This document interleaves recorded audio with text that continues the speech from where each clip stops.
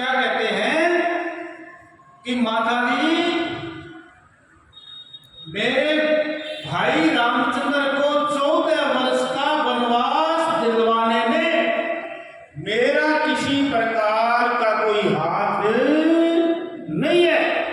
अगर मेरा हाथ है तो मुझे वो पाप लगे जो सूर्योदय के उदय होने के बाद में उठने वाले व्यक्ति ब्रह्म मुहूर्त कहते किसे हैं। और ब्रह्म मुहूर्त का समय कौन सा होता है?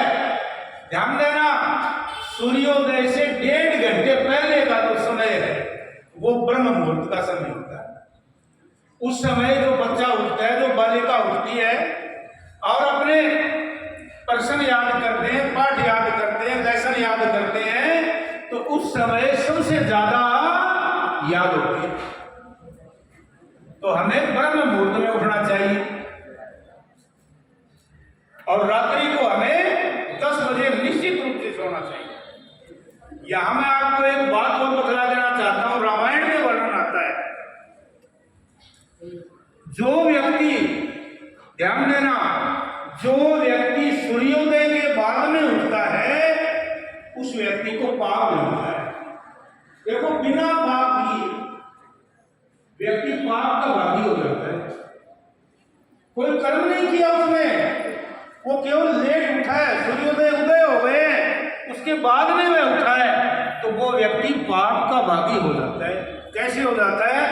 रामायण में वर्णन आता है, जिस समय रामचंद्र जी को राजगद्दी न देकर के 14 वर्ष का वनवास दिया गया, वे वनवास को चले जाते हैं और अयोध्या के राजा दशरथ की मृत्यु हो जाती है और भरत को ननिहाल से लाया जाता है।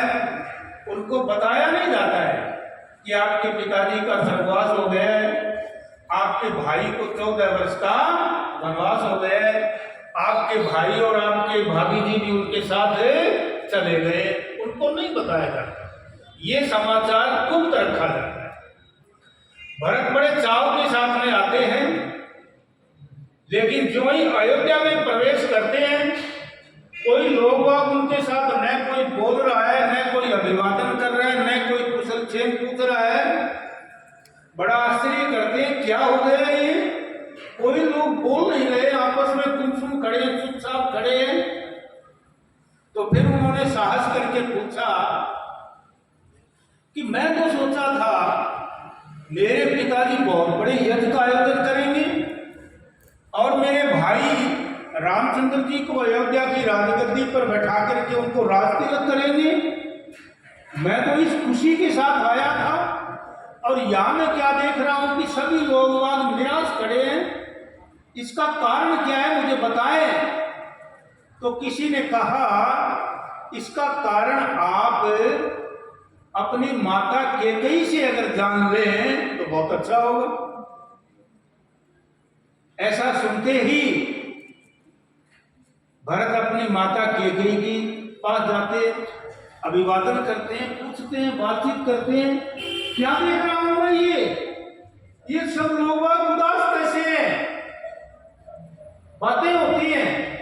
तो फिर रानी कैकेयी क्या कहती है कि ये सब मैंने ही किया है। बोले, क्या किया है आपने?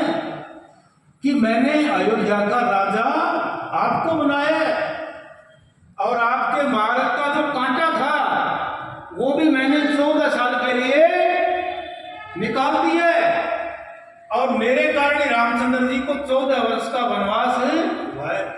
अब आप अयोध्या की राजगद्दी पर बैठो और बड़े आराम से, किसी प्रकार की आपको कोई दिक्कत नहीं होगी, कोई परेशानी नहीं होगी, आप बड़े आराम से अपना शासन चलाइए। तो भरत क्या कहता है, मैं अगर आपकी कोख में जन्म लेने से पहले ही अगर मृत्यु को प्राप्त हो जाता तो बहुत बढ़िया होता। क्या कर दिया आपने ये? अयोध्या की राजगद्दी पर तो मेरा भाई रामचंद्र ही बैठेगा। नमस्कार, मैं चैतन्य वात्स्यायन आर्य समाज का मंत्री।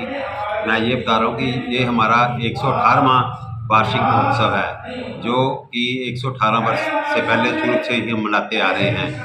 ये स्वामी दयानंद की शिक्षाओं पे और उनके प्रवचनों पे आधारित है और ये 13 नवंबर से शुरू होकर आज इसका आखिरी दिन है, समापन दिवस है 19 नवंबर।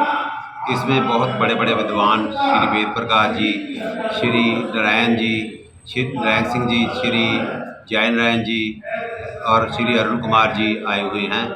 और साथ में बच्चों का प्रोग्राम है। श्रीमती पार्वती देवी आर्या महिला विद्यालय की छात्राएं भजन प्रस्तुत करती हैं और ऐसे हम हवन यज्ञ करते हैं। 13 तारीख से शुरू किया हुआ है, जिससे प्रकृति और वातावरण शुद्ध होता है और बच्चों को धार्मिक शिक्षाएं दी जाती हैं ताकि उनका भविष्य उज्जवल हो सके। धन्यवाद। आपके पूरे परिवार के लिए सेहत का खजाना लाया है आपका अपना लोकल ब्रांड GSSL। बच्चों से लेकर बुजुर्गों तक सबके लिए इम्यूनिटी से भरपूर G herbs Ayurvedic products range, जैसे G sharp memory syrup, health booster, noni juice और भी बहुत कुछ। स्वस्थ उज्जवल भविष्य। For inquiry call 9815161028।